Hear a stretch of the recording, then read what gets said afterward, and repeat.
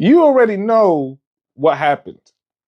This woman already had a kid, but she ain't had no man, single parent. And you know what this single parent said? She said instead of being a single parent of one kid, sure would be nice to be a single parent of two kids. So she went on Facebook and she found a group where a man will volunteer to give you his stuff and you can be a parent. And she spoke to some of the women in the group and they said he's a nice guy.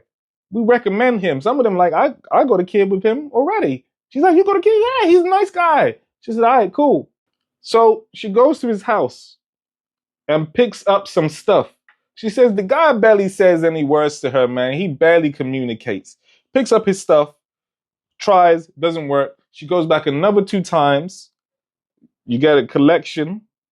You go away, you put it in yourself, and it worked. And she got a kid, Oscar.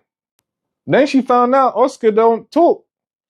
She's awaiting an autistic diagnosis. And she reached out to some of the women and said, I don't have a history of neurodivergency in my family. Oscar barely talks. What's going on?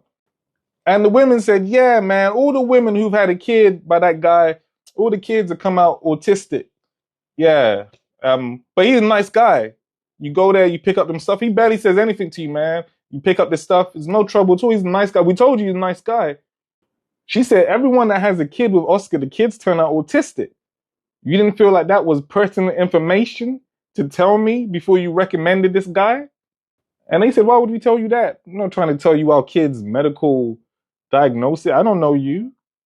You think I know you? I don't know you. Why I tell you my kids' issues? Last week, one of my kids had lice.